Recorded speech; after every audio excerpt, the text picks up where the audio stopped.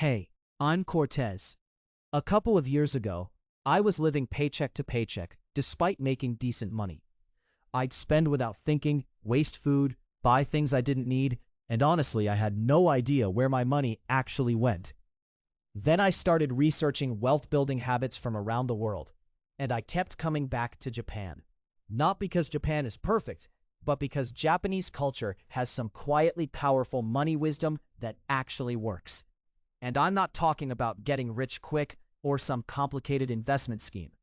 I'm talking about 9 simple habits that have genuinely transformed how I think about money. So if you're tired of feeling broke and want to build real wealth without obsessing over it every single day, stick around. And hey, if this resonates with you, subscribe to the channel. I'm sharing more of these life-changing habits from different cultures. The first habit is handwritten budgeting, or kakeibo. Now, I know that sounds old-fashioned, but there's something powerful about writing your budget by hand instead of just tracking it on an app.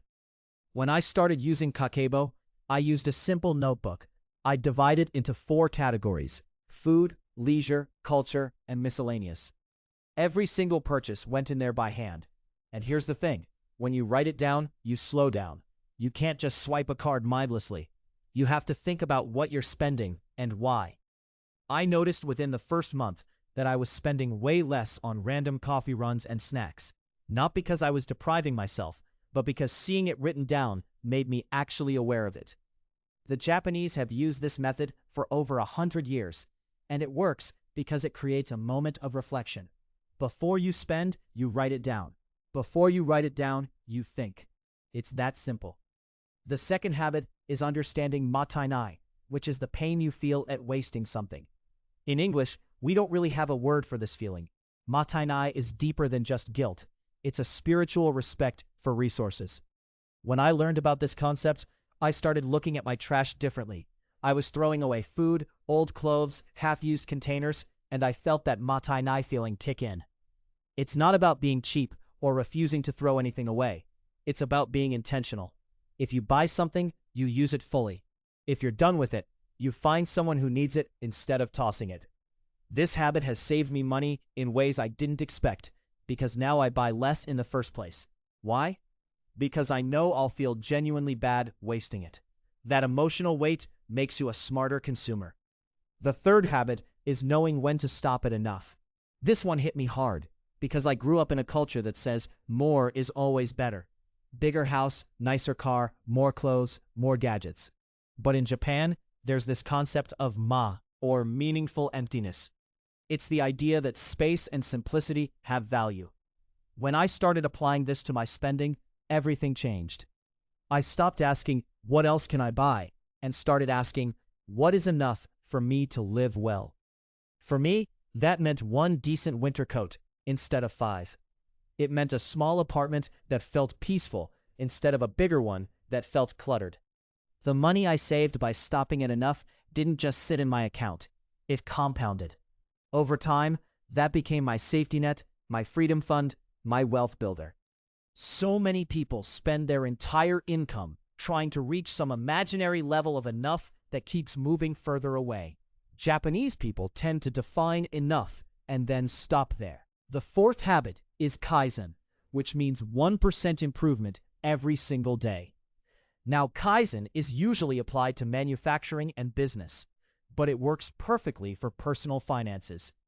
Instead of trying to overhaul my entire budget overnight, I made tiny improvements. First month, I cut coffee spending by 5%. Second month, I found 1 subscription I didn't use and canceled it. Third month, I started meal planning to reduce food waste. These weren't dramatic changes, but they compounded. By the end of a year, I was spending 15 to 20% less without feeling like I was sacrificing anything. The beauty of kaizen is that it removes the pressure. You're not trying to transform overnight. You're just slightly better today than yesterday. And if you do that for a year, 2 years, 5 years, that 1% becomes enormous. The fifth habit is having a clear purpose behind your saving. This is where a lot of people get stuck. They save money, but they don't know why, so they spend it. In Japanese culture, saving is often tied to specific purposes: education, buying a home, taking care of aging parents, starting a business. When I applied this, I sat down and got honest about what I actually wanted. And it wasn't a Ferrari or a mansion. It was the ability to leave a job I didn't like. It was the freedom to travel. It was knowing my family was secure. Once I had that purpose, saving became easy. It wasn't deprivation. It was investing in the life I actually wanted. Every time I skipped an unnecessary expense, I wasn't losing anything. I was buying my freedom. That's a completely different emotional experience, and it's why Japanese savers tend to stick with their habits. They're not saving because they should. They're saving because they're building towards something real. The sixth habit is accepting that most expensive purchases depreciate, and planning for that. Japanese people tend to be very realistic about this. A car loses value the moment you drive it off the lot. Clothes go out of style. Electronics become outdated. Instead of pretending these things will hold their value, Japanese consumers buy strategically. They invest in quality basics that last longer, and they accept that they'll lose money on the trendy stuff. This means buying one really good pair of shoes instead of 10 cheap pairs. It means choosing a reliable used car over a new flashy one. It means thinking about the total cost of ownership, not just the sticker price. When I started factoring in depreciation, I spent less overall because I was being realistic about what I was actually buying. The seventh habit is finding joy in small, free things. Japan has a culture that celebrates simplicity and natural beauty. A perfect cup of tea, a walk through a garden, time with family. These cost nothing, but they're valued deeply. When I shifted my idea of pleasure away from shopping and consumption toward experiences that cost little or nothing, something shifted in my life. I spent less money and felt more satisfied. I started noticing things I'd been walking past for years. I spent more time with people I cared about. The wealth I built wasn't just financial, it was emotional and relational. And that kind of wealth actually makes you happier than buying more stuff ever will. The eighth habit is community and sharing resources. In Japan, there's a culture of borrowing and sharing. You don't need to own everything.